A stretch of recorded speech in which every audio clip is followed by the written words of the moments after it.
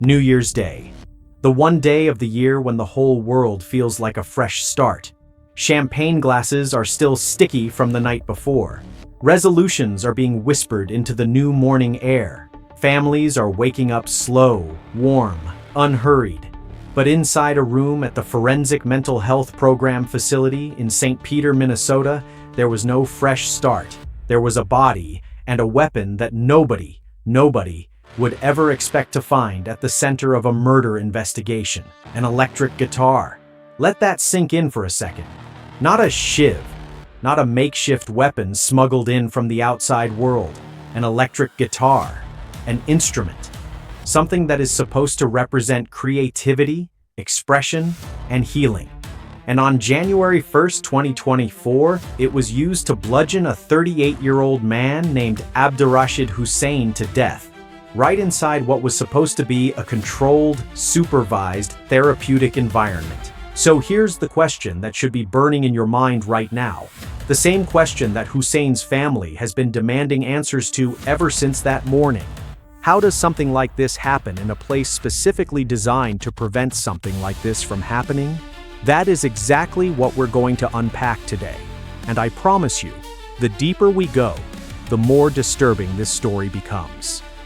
Welcome to Elias Noir's True Crime Stories, where we shed light on stories hidden in the shadows. And before we go any further, if you're new here, make sure you follow, like, share, and subscribe.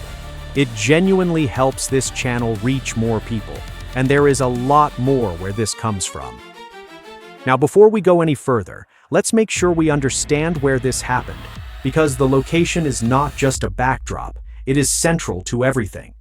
The Forensic Mental Health Program, or FMHP, in St. Peter, Minnesota, is not your average psychiatric hospital. This is a facility specifically designed for individuals who have been civilly committed as both mentally ill and dangerous. These are not people who simply struggle with depression or anxiety. These are individuals whom the legal system has formally determined pose a serious risk to themselves, to others, or to both.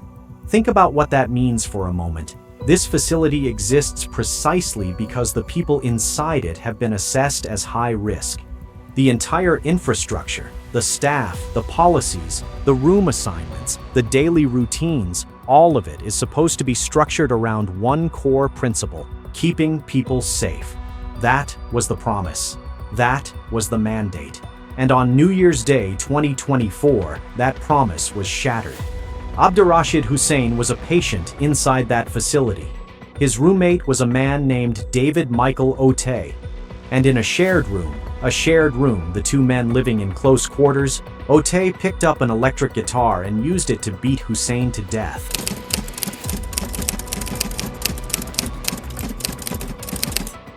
Now, here's where this story stops being just a tragedy and starts being something that should make every single one of us angry. In March of 2026, Hussein's family filed a federal lawsuit, and the allegations inside that lawsuit are not vague. They are not speculative. They are specific. They are documented, and they are deeply troubling. The lawsuit claims that staff at the facility showed, and I want you to hear this phrase carefully, neglect and deliberate indifference. Deliberate indifference. That's not an accusation of an honest mistake. That's not saying someone had a bad day and missed a sign. Deliberate indifference is a legal term that carries enormous weight. It means the people responsible for protecting Abdirashid Hussein allegedly saw warning signs, clear, visible, documented warning signs that David Otey's mental health was deteriorating. And they chose, in one way or another, to do nothing about it. But it gets worse. The lawsuit also alleges that Otey was allowed to play a violent video game inside the facility, in direct violation of the facility's own policies. A man with a history serious enough to land him in a forensic psychiatric facility, a man who was allegedly showing signs of mental deterioration, was sitting in front of a screen playing violent video games, against the rules, apparently without consequence. And not long after, his roommate was dead.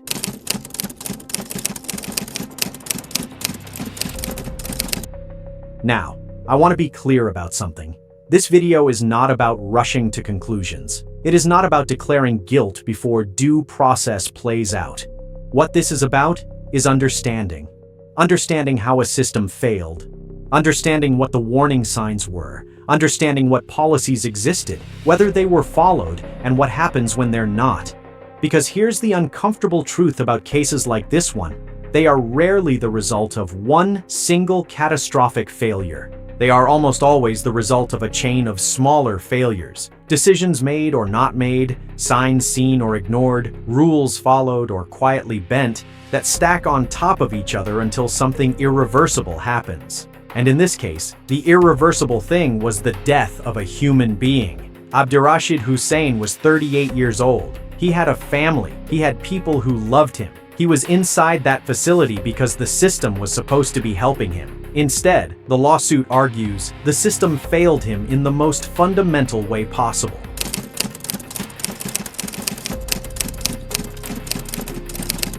Over the course of this deep dive, we're going to walk through this case from every angle, using what's known as a 5W1H framework. That means we're asking, who was involved? What happened, step by step? When did the key events unfold? Where did critical failures occur? Why did this tragedy happen? And how exactly did a treatment facility become the site of a killing?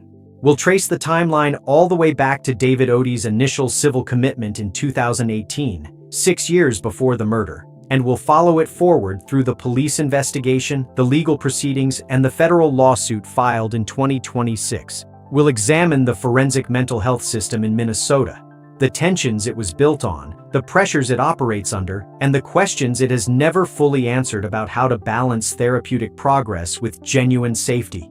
We'll talk about the role of violent media, the video game allegation, and what research tells us about the potential influence of violent content on individuals already living with severe psychosis.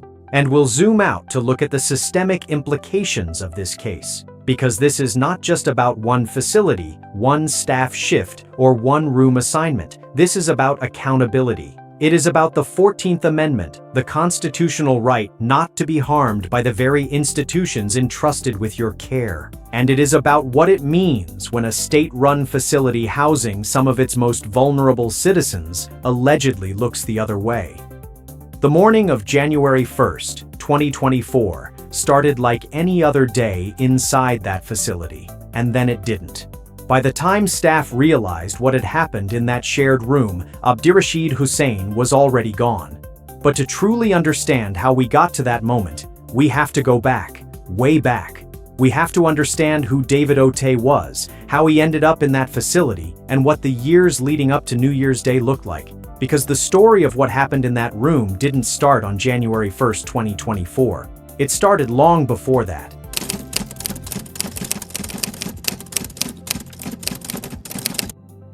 Before we talk about what happened inside that room, we need to talk about the people inside it. Because here's the thing about true crime stories, and I mean this sincerely, it is very easy to reduce real human beings to their roles in a tragedy. The victim, the perpetrator, the family left behind. But if we do that here, we miss the entire point. We miss the why, we miss the failures, and we miss the urgent, uncomfortable lessons that this case is screaming at anyone willing to listen. So let's slow down. Let's look closely. Let's understand exactly who Abdirashid Hussein was, who David Michael Otey was, where they were, and how two men ended up sharing a room in a facility that was supposed to keep everyone safe, until one of them didn't walk out alive.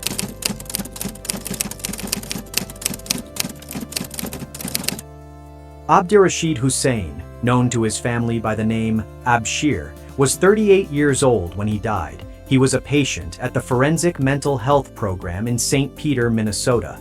That is really all the public record tells us about him directly. And in some ways, that silence is its own tragedy. Because Abshir Hussein was not a case file. He was not a bed number or a patient ID. He was a human being with a brother who loved him enough to file a federal lawsuit 2 years after his death. Still fighting, still demanding answers, still refusing to let the system pretend this didn't happen. His brother serves as the trustee of his estate. He is the one who went to court. He is the one who put his name on that lawsuit. And if you think about what that takes, to sit across from lawyers and relive the details of how your brother died, to push forward through grief and bureaucracy and legal delays, you start to understand something important. This family is not going away, and they shouldn't have to. Because, according to the lawsuit, Abdirashid Hussein didn't just die, he told people he was afraid. His brother has alleged that Abdirashid explicitly told family members more than once that he did not feel safe sharing a room with David Otey. He said it out loud to the people who loved him. Whether he said it to staff, and whether staff listened, is one of the central questions this case has yet to fully answer.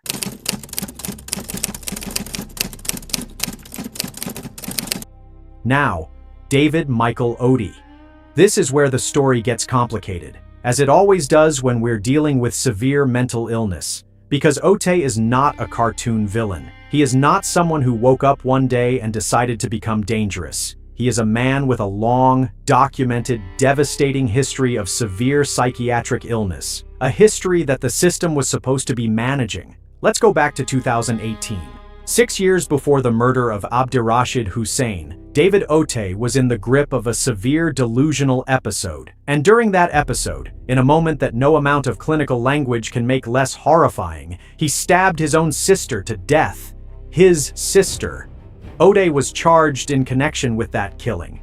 But after a psychiatric evaluation, he was found not guilty by reason of mental illness. Under Minnesota law, that finding did not mean he was free to go. It meant he was civilly committed, placed into the custody of the state's mental health system indefinitely, until and unless experts determined he was no longer a danger. That commitment led him, eventually, to the forensic mental health program in St. Peter. Now, here's a detail that matters enormously, and I want you to hold on to it.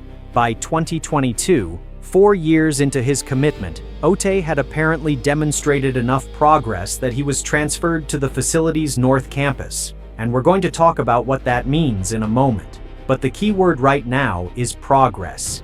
The system looked at this man, a man who had killed his sister during a psychotic episode, and it said, he is improving. He can be moved somewhere less restrictive. That decision would prove catastrophic.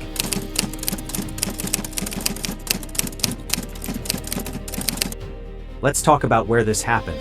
Because the location is not just geography, it is policy, it is philosophy, and ultimately it is failure. The Forensic Mental Health Program, the FMHP, is a state-operated secure treatment facility. It sits in St. Peter, Minnesota, in Nicollet County, about 70 miles southwest of Minneapolis. Technically, it was formerly part of what's known as the Minnesota Security Hospital, and it is specifically designed to house adults who have been civilly committed under Minnesota law as both mentally ill and dangerous. Not one, both.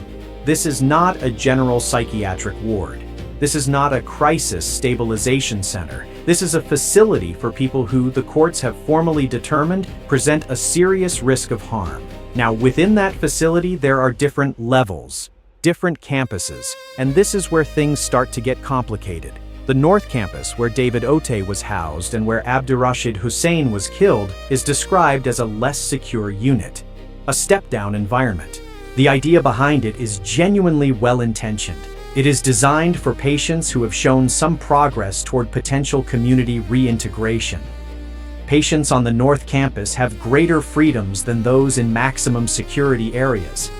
They have access to activity rooms. They have work assignments. They have recreational activities. They also have roommates. And here is where the tension at the heart of this entire case lives. The North Campus is trying to do two things at once. It is trying to treat people, to rehabilitate them, to give them skills, to help them gradually transition back toward the world. And at the same time, it is trying to keep people safe, patients, staff, and the patients themselves. Those two goals can coexist, but they require something the lawsuit alleges was deeply lacking in this case: vigilance. Because putting a man who killed his sister during a psychotic episode into a shared room with another vulnerable patient, without constant monitoring, without immediate intervention protocols, without adequately enforcing your own facility rules, is not treatment. It is a gamble, and Abdirashid Hussein paid the price for it.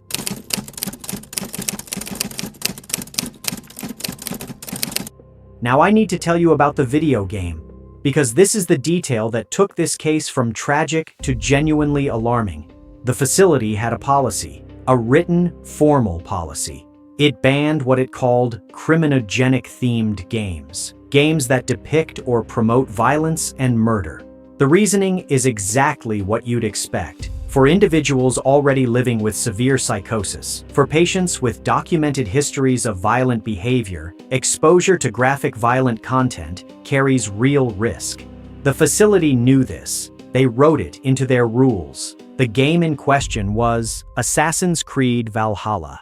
If you're not familiar with it, and for context, this is a mainstream, widely popular video game set in the Viking Age. It is graphically violent, the combat is brutal and visceral, and critically, it involves a lot of axe-based combat, swinging heavy weapons, brutally dispatching enemies, over and over and over again. It is rated mature by the ESRB, meaning even the gaming industry itself flagged it as inappropriate for certain audiences, and the lawsuit alleges that Michael Otey, a man with a history of psychotic violence, a man who was already showing signs of mental deterioration in 2023, was allowed to sit in an activity room on the North Campus and play this game, late at night, in the period leading up to the attack, in violation of the facility's own rules.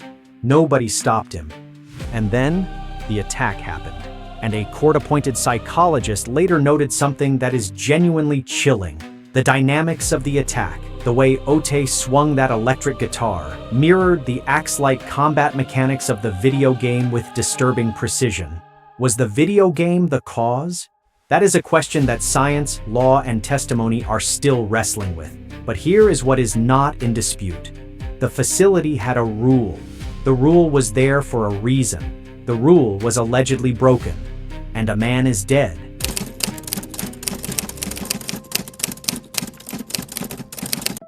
Here's what makes this even harder to sit with. The warning signs were not hidden. They were not subtle. According to the lawsuit, Michael Otey spent the entirety of 2023 in what is described as a documented downward spiral. Let's go through what that allegedly looked like. Sleeplessness. He wasn't sleeping normally, and anyone who works in psychiatric care will tell you that disrupted sleep is one of the earliest and most reliable indicators of decompensation in patients with psychosis. Increased irritability. He was becoming more agitated, more reactive, harder to reach. Anxiety. A palpable, escalating anxiety that those around him could reportedly observe. Self-isolation. He was withdrawing, pulling away from the routines and connections that had apparently helped him show enough progress to get moved to the North Campus in the first place. And here's the one that really gets me. He was repeatedly missing his work assignments and group counseling sessions. These are not optional activities in a forensic mental health program. These are the cornerstones of the treatment plan. When a patient starts skipping them, consistently, repeatedly, that is not a minor administrative note. That is a flashing red warning light. The lawsuit alleges that staff saw these signs. The lawsuit alleges that staff failed to act on them with the urgency they demanded. The lawsuit uses the phrase signature risk signs of decompensation, meaning these weren't vague, hard-to-read signals. These were the textbook warning signs that trained professionals in exactly this kind of facility are specifically trained to recognize. And yet, allegedly, nothing changed. Otey remained in his shared room. The video game access continued. The monitoring apparently did not escalate to match the escalating risk. And Abdirashid Hussein, who remember had already told his family he didn't feel safe, was still sleeping in the same room as this man.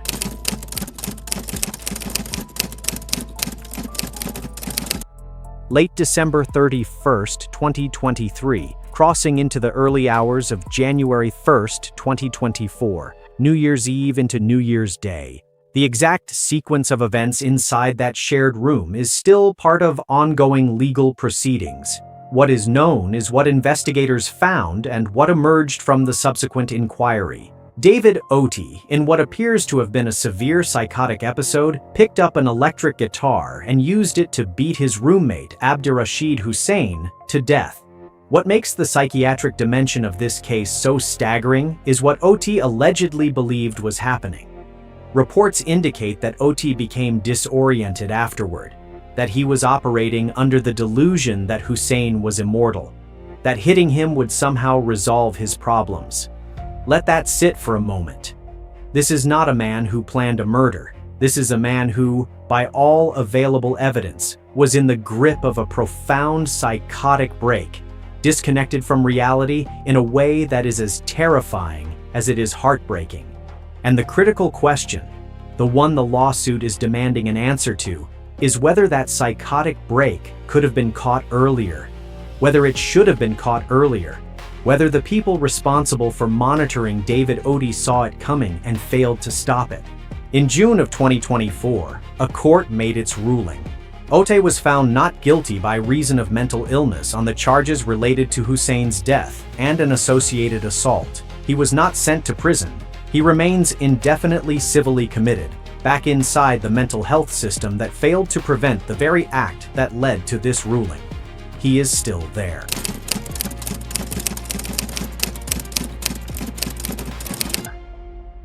March 2026. 2 years, 2 months, and some days after Abdirashid Hussein's death, his brother filed a federal lawsuit. The defendants named in that suit are the Minnesota Department of Human Services, the state agency that oversaw the FMHP at the time of the incident, and specific individual facility employees. People whose names are attached, whose decisions are under scrutiny, whose actions and inactions are now part of a federal legal record. The lawsuit seeks more than $1 million in damages, but money, as anyone who has lost someone knows, is never really the point. The point is the principle. The point is the 14th Amendment, the constitutional guarantee that the state cannot be deliberately indifferent to a known risk of serious harm to a person in its care. The point is that the Hussein family wants a court, a federal court, to look at what happened in that facility and say, this was not acceptable. The allegations are specific. Staff ignored the signature warning signs of Otey's decompensation. Staff allowed him to play a game explicitly banned by facility policy. The shared room arrangement placed a vulnerable patient in danger without adequate safeguards, and the people responsible for preventing exactly this kind of tragedy allegedly chose, or neglected, to act.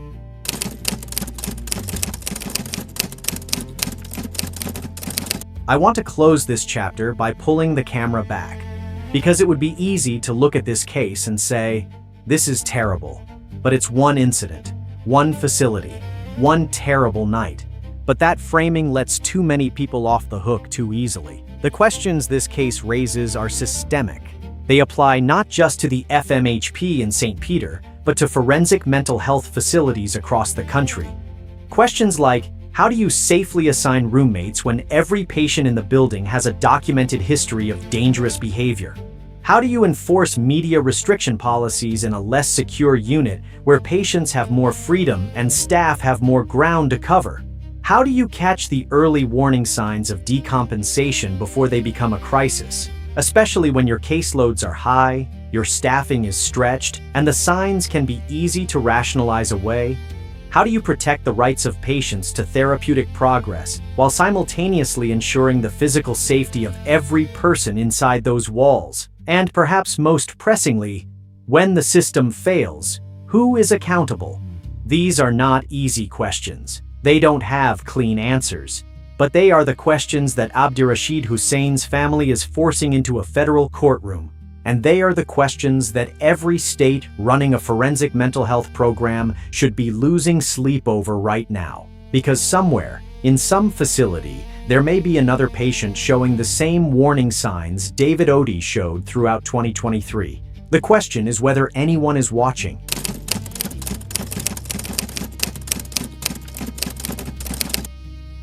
Every tragedy has a timeline, and the most haunting thing about timelines, the thing that keeps investigators up at night, The thing that families replay over and over in their heads long after the cameras are gone is the moments inside them, the specific, identifiable moments where something could have been different, where one decision, one phone call, one staff member paying closer attention might have changed everything. This chapter is about those moments, because the death of Abdirashid Hussein on New Year's Day 2024 did not come out of nowhere. It did not drop from the sky. It grew, slowly, visibly, allegedly in plain sight, across a timeline that stretches back years. And when you lay that timeline out, point by point, what you see is not a mystery. What you see is a series of missed opportunities, a chain of decisions made and not made that led, link by link, to a shared room in St. Peter, Minnesota, and a man who never walked out of it. So let's walk the timeline together. Let's be precise, let's be honest, and let's ask the questions that the Hussein family is now asking inside a federal courtroom.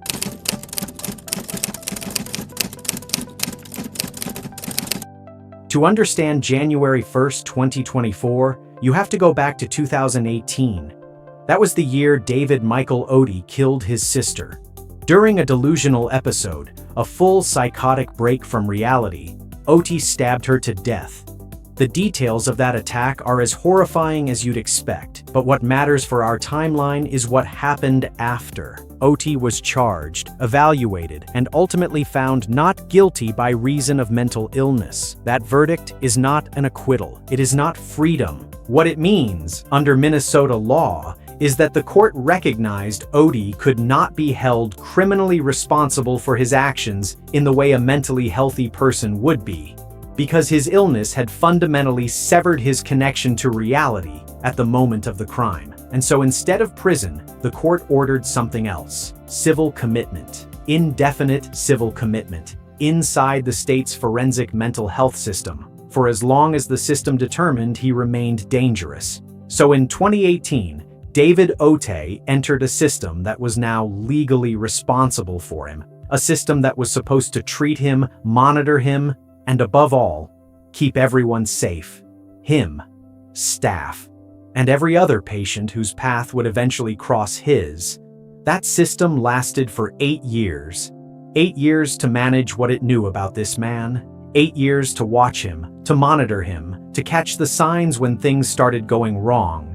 What allegedly happened in those 8 years, and especially in the final 12 months, is what this chapter is about.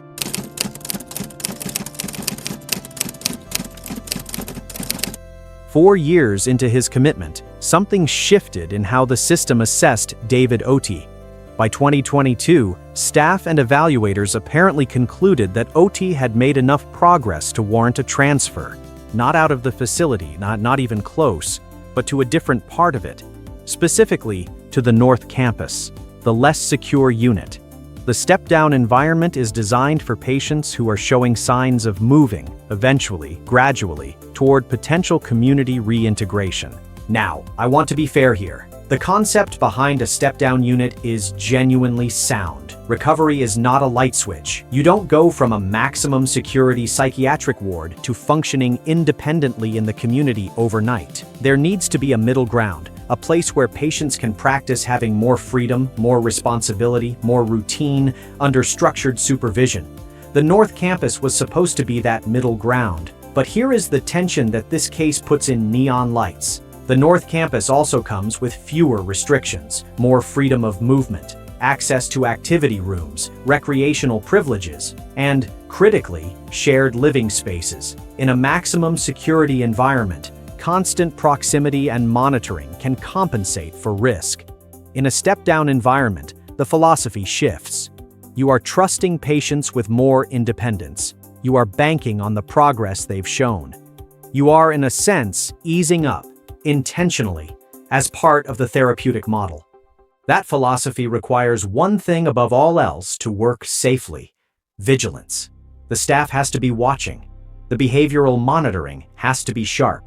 And the moment a patient's condition starts to shift, the moment the progress starts to reverse, the system has to respond immediately. What the lawsuit alleges is that this vigilance failed, completely. and the evidence it points to spans an entire calendar year.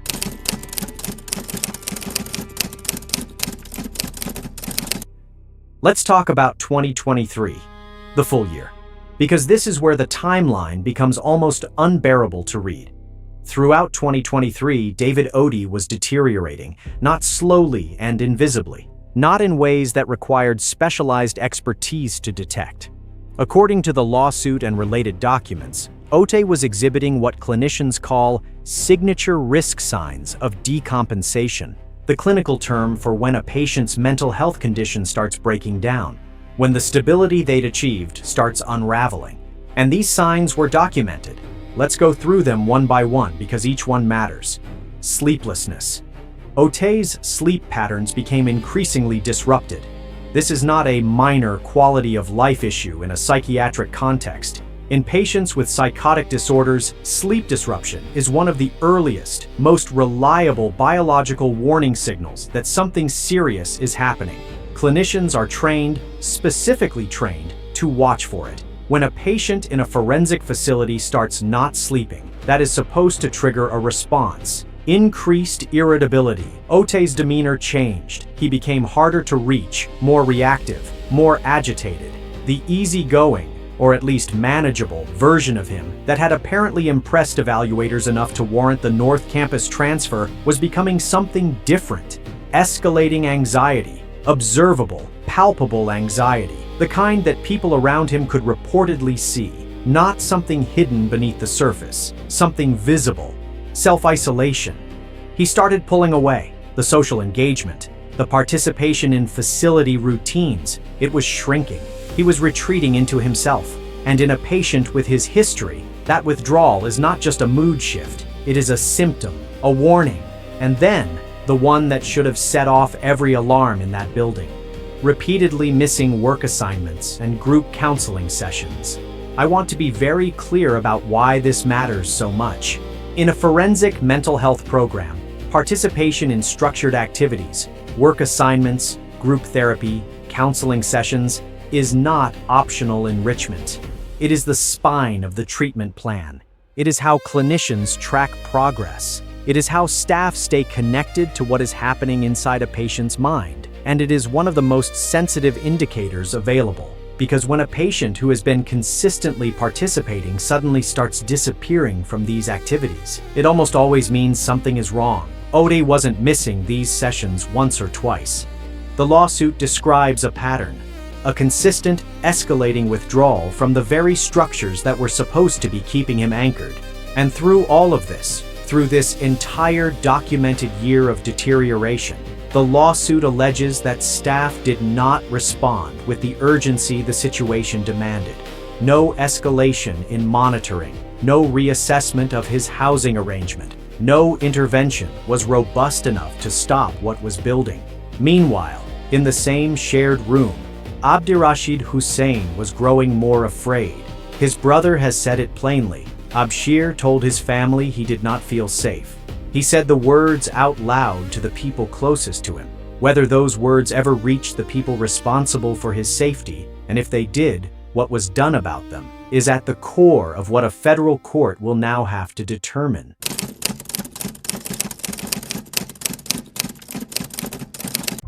Now we arrive at the night itself. December 31st, 2023, New Year's Eve. Somewhere in the forensic mental health program's North Campus, David Otey made his way to an activity room. And there, according to the lawsuit, he sat down and played Assassin's Creed Valhalla. I've mentioned this game before, but let's really sit with it for a moment, because the details matter enormously here. Assassin's Creed Valhalla is set during the Viking Age. The player controls a Viking warrior. The combat is visceral, graphic, and deeply immersive. You swing axes, you crush enemies. The gameplay is built around the feel of brutal, physical, weapon-based combat, and it is extraordinarily well designed at delivering that feeling. That is the point of the game. That is what millions of players around the world pay for. It is rated mature by the ESRB, the rating board that even the gaming industry itself uses to flag content as potentially inappropriate for certain audiences. And the facility had a policy, a written policy, banning exactly this category of content. games that were criminogenic themed, games that depict or promote murder and violence. The policy existed because the clinical staff understood something important. For individuals with severe psychosis, for patients with documented histories of violent behavior, immersive violent content is not neutral. It carries risk. The facility knew this. They wrote it down. And yet, allegedly, David Otey sat in that activity room on New Year's Eve and played this game, unchallenged, unsupervised in any meaningful way, in what appears to have been a direct violation of a rule that existed specifically to prevent harm. What happened inside his mind during those hours, we cannot fully know. What we know is what came next.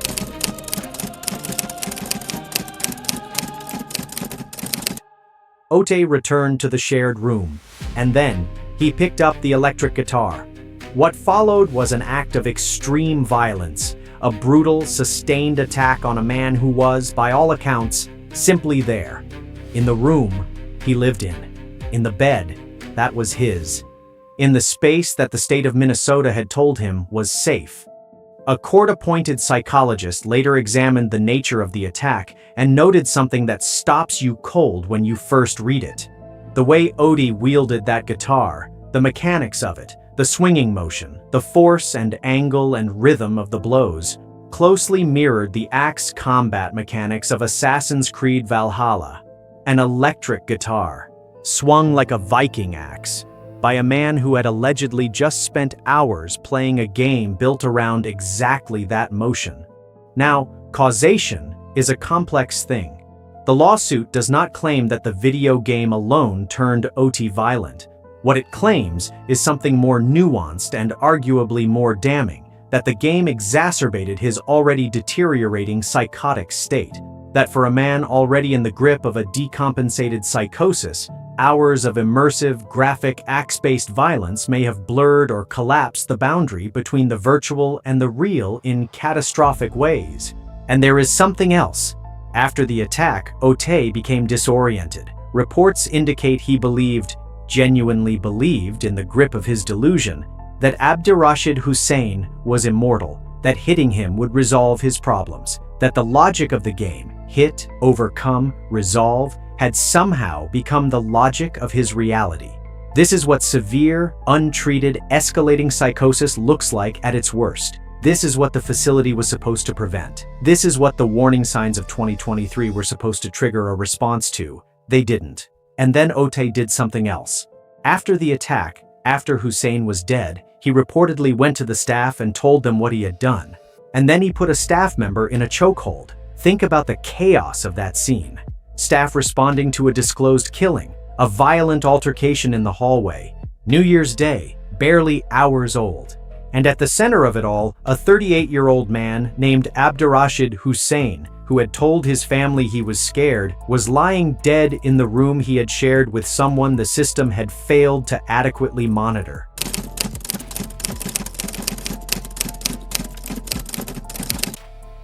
The legal process moved forward in the months following the attack. In June of 2024, a court delivered its verdict on the charges related to Hussein's death and the associated assault on the staff member.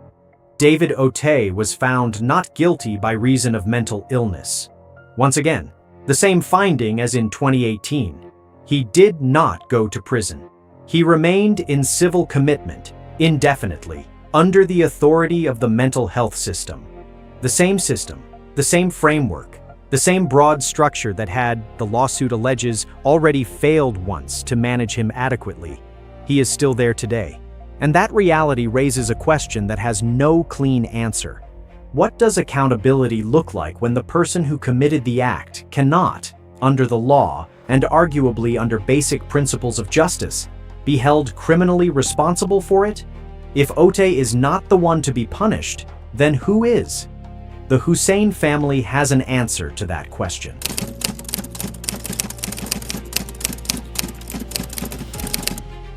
Two years and 2 months after Abdirashid Hussein's death, his brother walked into federal court.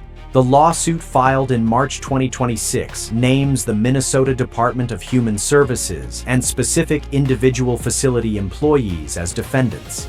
It lays out the allegations with precision, the ignored warning signs, the prohibited video game access, the failure to respond to Hussein's own expressed fears, the inadequate monitoring on the North Campus, and the broader collapse of the duty of care the state owed to every patient inside that building. The damages sought exceed $1 million. But again, and I'll keep saying this because it bears repeating, the money is not the point. The 14th Amendment claim at the heart of this lawsuit carries a message that goes far beyond compensation. It says, when the state takes custody of a person, when it locks that person inside a facility and assumes responsibility for their safety, it cannot be deliberately indifferent to the known risks that threaten them. Deliberately indifferent. Those words carry legal weight. They mean the bar for this lawsuit is not simply proving someone made a mistake. Mistakes happen. People are human. The bar is proving that staff knew, or should have known, that a serious risk existed and chose not to act on it in a way that a reasonable institution would. The lawsuit says that the bar is cleared, clearly, repeatedly, across an entire year of documented warning signs. A federal court will ultimately decide.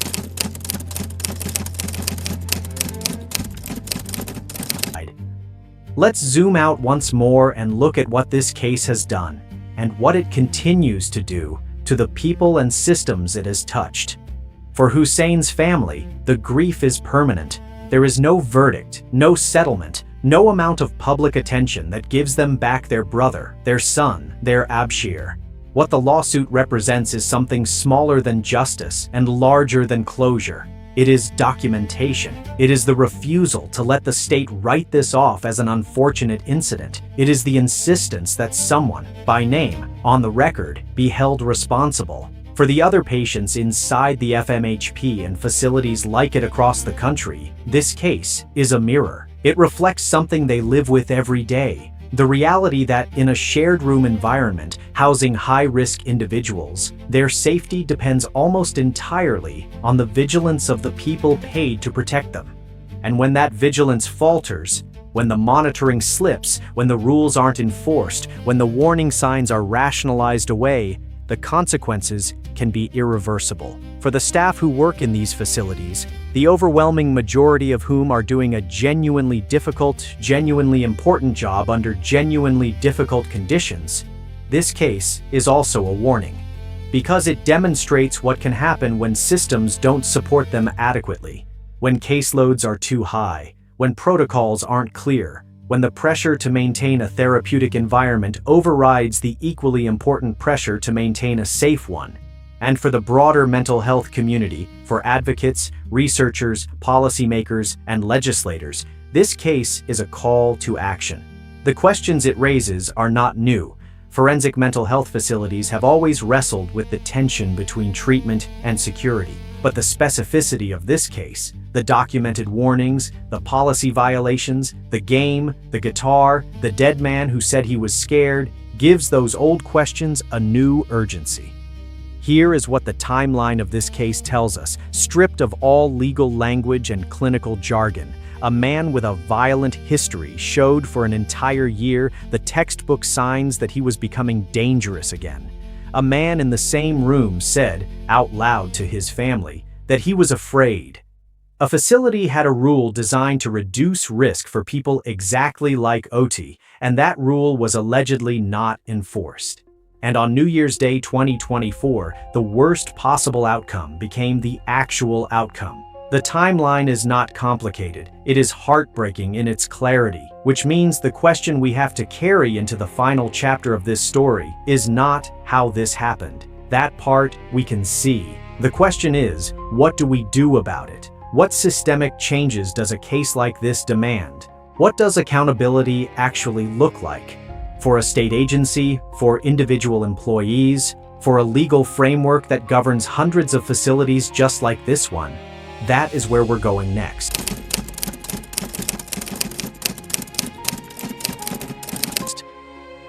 There is a phrase that gets used in aftermath reports, in lawsuits, in government investigations, in the quiet conversations that happen behind closed doors after something terrible occurs inside an institution. Preventable tragedy.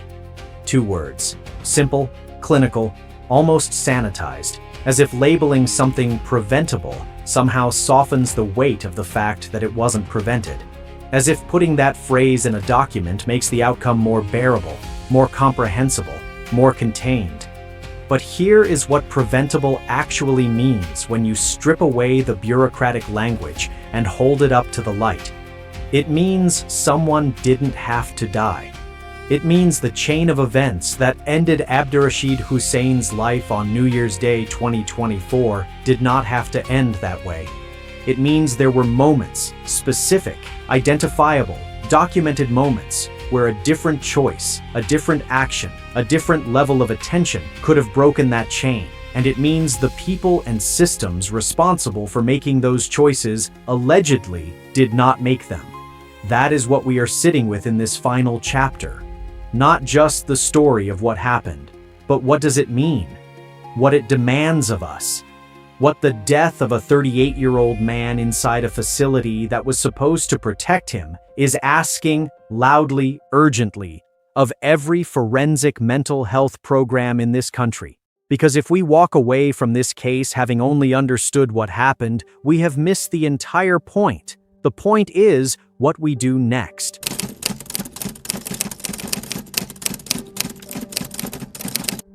Let's take a moment to lay out what we now know. Because one of the most powerful things you can do with a case this complex is simply to arrange the facts in sequence and let them speak. In 2018, David Otey killed his sister during a delusional episode. He was found not guilty by reason of mental illness and civilly committed to Minnesota's forensic mental health system. The system took custody of him. The system assumed responsibility for him. By 2022, the system decided he had shown enough progress to be moved to the North Campus, the less secure step-down unit. More freedom, more independence, shared living spaces. Throughout all of 2023, Otey exhibited a documented deterioration: sleeplessness, escalating irritability, withdrawal, anxiety, repeated absences from the work assignments and counseling sessions that formed the backbone of his treatment plan. Every single one of these signs is a recognized, clinically established indicator of decompensation in patients with this profile. At some point during this deterioration, Abdirashid Hussein, his roommate, his neighbor in the closest possible sense, told his family he was scared. He said the words, "I do not feel safe." The warning signs were allegedly not acted on with urgency. The safety concern was allegedly not met with a change in housing, a change in monitoring, a change in anything substantive enough to alter what was coming. On New Year's Eve, Otey played Assassin's Creed Valhalla in an activity room, a game explicitly banned by the facility's own written policies, for reasons that should be obvious to anyone who understands the clinical risks of violent media exposure for individuals with severe psychosis. He returned to the shared room. He picked up an electric guitar, and he swung it like an axe, in a manner that a court-appointed psychologist would later describe as strikingly mirroring the combat mechanics of the game he had just spent hours inside. Abdirashid Hussein died. Otey, disoriented and delusional, believed his roommate was immortal. He told the staff what he had done. He put a staff member in a chokehold. In June 2024, a court found him not guilty by reason of mental illness, once again, and he remains indefinitely civilly committed. In March 2026, Hussein's family filed a federal lawsuit seeking more than $1 million in damages and alleging violations of the 14th Amendment, the constitutional protection against deliberate indifference to a known risk of serious harm. That is the chain. Every link of it is visible. Every link of it is documented. Every link of it was allegedly ignored until it was too late.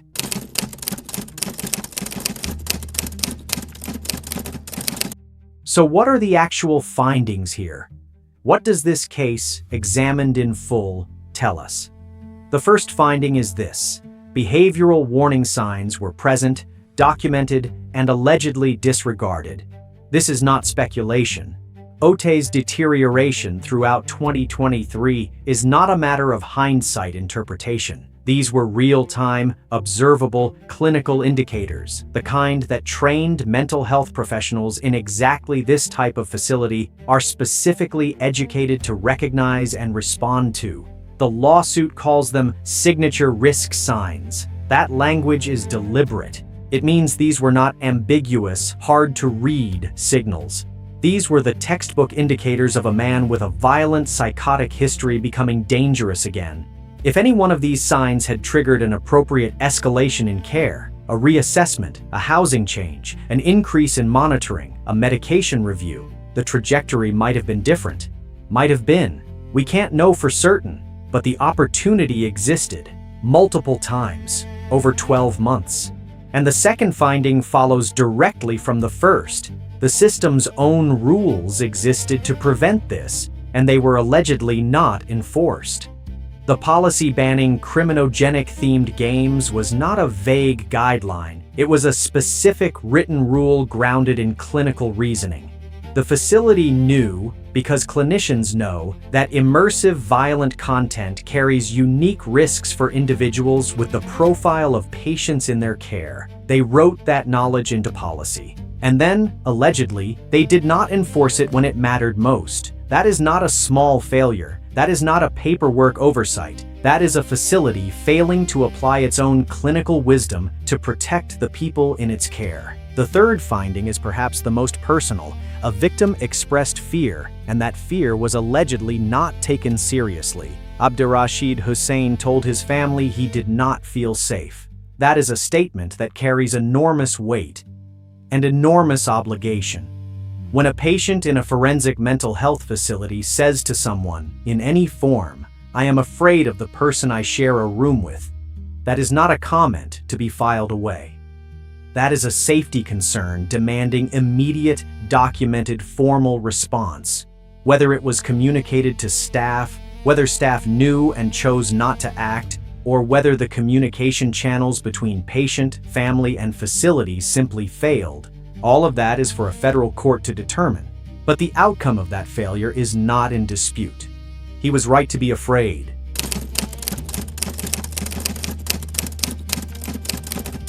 Let's talk about the 14th Amendment, because this is not just a wrongful death suit.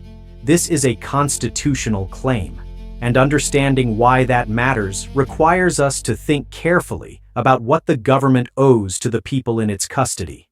The 14th Amendment guarantees, among other things, that no state shall deprive any person of life, liberty, or property without due process of law. Courts have interpreted this to mean that when the state takes custody of a person, when it removes that person from the general population and places them inside an institution, it assumes a constitutional duty of care. It cannot simply lock someone up and wash its hands of what happens to them. And crucially, it cannot be deliberately indifferent to known risks of serious harm. That phrase, deliberately indifferent, is doing a lot of work in this lawsuit because it sets a specific legal standard. It is not enough to show that something went wrong.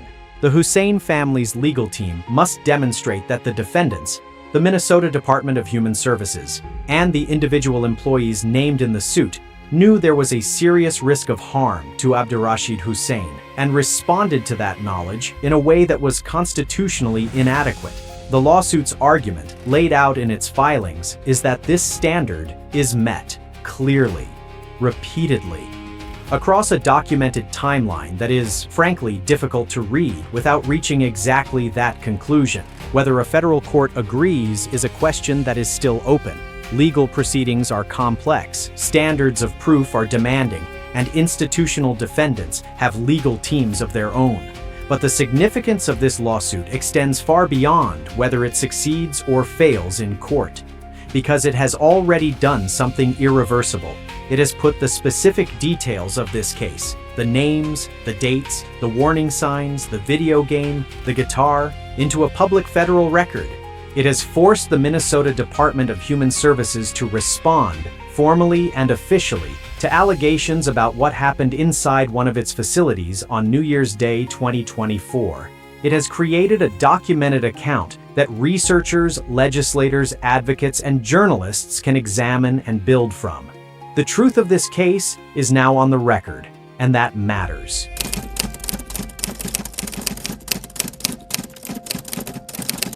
Now, let's talk about what this case demands of the systems that operate facilities like the FMHP. Because if this tragedy is going to mean anything beyond the grief it caused, if Abdirashid Hussein's death is going to matter in any way beyond the devastating personal loss his family carries, it has to drive change. Here are the lessons, and they are not subtle. Lesson 1. Behavioral monitoring cannot be passive. In a forensic mental health setting, housing high-risk individuals, monitoring cannot mean being present. It has to mean actively watching, actively interpreting, and actively responding. The warning signs David Otey displayed throughout 2023, the sleeplessness, the irritability, the withdrawal, the missed sessions, did not require specialized detective work to identify. They were visible. The requirement is that someone with the authority and the training to respond to them did so. Facilities need clear, mandatory escalation protocols. When a patient with a violent history begins showing decompensation indicators, there must be a written, enforced process that triggers automatic review of their housing situation, their treatment plan, their medication, and their risk level. Not eventually. Not when it becomes impossible to ignore. Immediately. Lesson 2. Policies exist to be enforced, not to exist. A written policy that is not enforced is not a protection, it is a liability. The facility's rule banning criminogenic-themed media was clinically grounded and deliberately crafted. It was allegedly not enforced on the North Campus, and that gap between the policy on paper and the reality on the ground may have contributed directly to a death. Every forensic mental health facility must ask itself, honestly and systematically, what policies do we have that are not being enforced? Where are the gaps between what our rulebook says and what actually happens on a Tuesday night in an activity room? Because those gaps are where tragedies live. Lesson 3. Roommate assignments are a clinical and safety decision, not an administrative convenience. The decision to house 2 people together inside a forensic mental health facility should never be routine. Every roommate pairing should be evaluated through the lens of risk. What is each person's history? What is their current trajectory? What are the potential consequences if one of them decompensates? And that evaluation should be ongoing. Not a one-time assessment at the point of placement, but a living, responsive process that adapts as patients' conditions change. When David Otey started spiraling in 2023, one of the questions that should have been asked, urgently, formally, immediately, is whether his continued placement in a shared room with another patient was safe. Allegedly, it wasn't asked loudly enough, or answered honestly enough, or acted upon at all. Lesson 4. When a patient says they are afraid, that is a clinical event, not a complaint. Abdirashid Hussein told his family he did not feel safe. Full stop. In any clinical environment, and most especially in a forensic mental health facility, that statement should trigger a formal, documented, time-stamped response. Not reassurance. Not a note in a file that no one reviews. A response. An investigation. A risk assessment. A housing review. A conversation between the patient, their care team, and their family. Facilities must have clear, mandatory channels for patients and families to raise safety concerns, and equally clear obligations for staff to act on them. The stakes of not doing so are not hypothetical. They are documented. They are in this case. Lesson 5. The balance between therapeutic freedom and security is not self-managing. The therapeutic philosophy behind step-down units like the North Campus is genuinely valuable. You cannot rehabilitate people by keeping them in a permanent maximum security bubble. Progress requires practice. Freedom requires experience. The less restrictive environment serves a real clinical purpose, but that philosophy does not manage itself. The expanded freedoms of the North Campus require expanded vigilance, not reduced vigilance. The less restrictive the environment, the more critical it becomes that behavioral monitoring is sharp, that rule enforcement is consistent, and that the early warning signs of trouble are caught and acted on before they become catastrophic. The tragedy at the FMHP is not an argument against therapeutic step-down units. It is an argument for doing them right, with the staffing, the protocols, the training, and the accountability that the clinical risks of this population genuinely demand. Lesson 6. State oversight cannot be a formality. The Minnesota Department of Human Services oversaw the FMHP at the time of Hussein's death.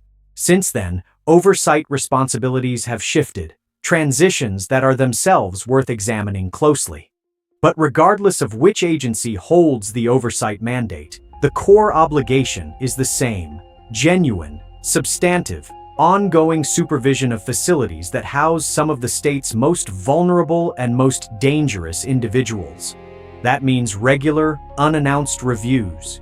It means tracking not just incident reports but the behavioral data that precedes incidents. It means holding facilities accountable, publicly and consequentially, when policies are not enforced, when warning signs are ignored, when patients or families raise concerns that go unaddressed. Oversight that exists only on paper is not oversight. It is a false reassurance.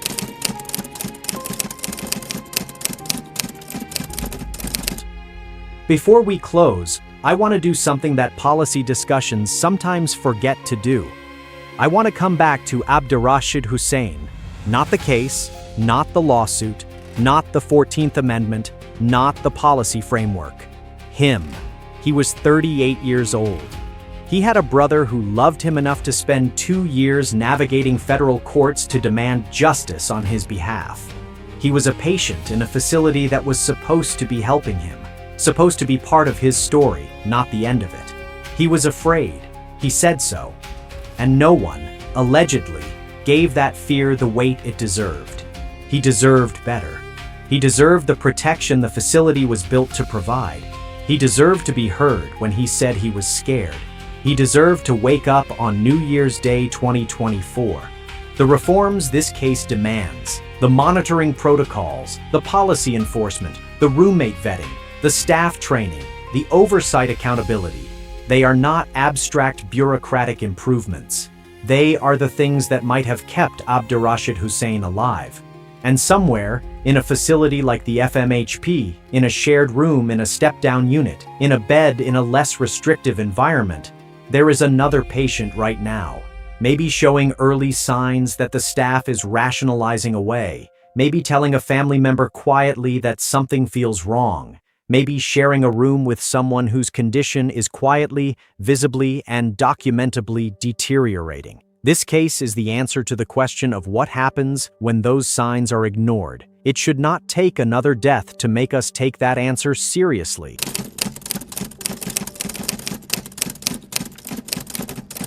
There is a concept at the heart of this entire story that I want to name clearly as we close. The psychiatric red line.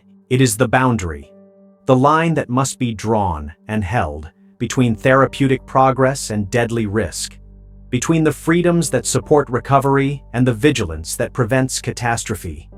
Between treating people with the dignity and opportunity for growth that they deserve and protecting them and everyone around them from the consequences of a system that stops paying attention. That line is not always easy to find. Mental health is not a linear process. Patients improve and regress. Warning signs can be ambiguous. Facilities are understaffed, underfunded, and under enormous pressure to balance competing obligations. None of that is an excuse, because Abdirashid Hussein's death was not inevitable. That is the finding that this entire analysis leads to.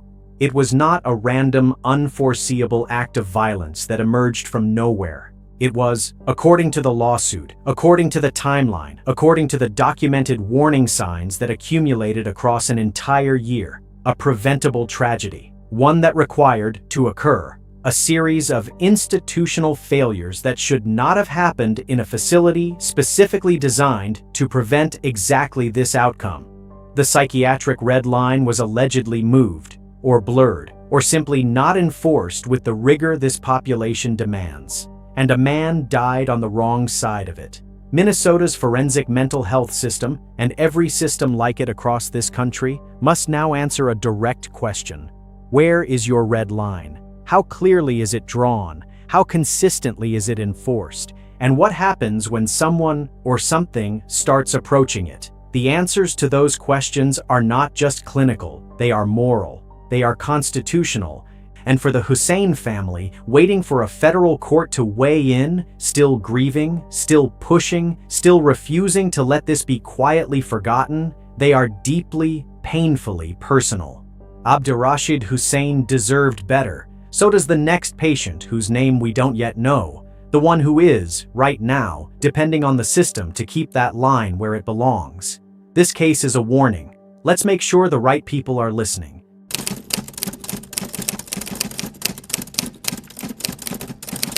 That is the full story of the New Year's Day killing at Minnesota's Forensic Mental Health Program, laid out in as much depth and honesty as the available record allows.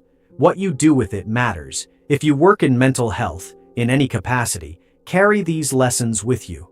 The warning signs were visible, the policies were written, the obligation was clear. It only required someone to act on it.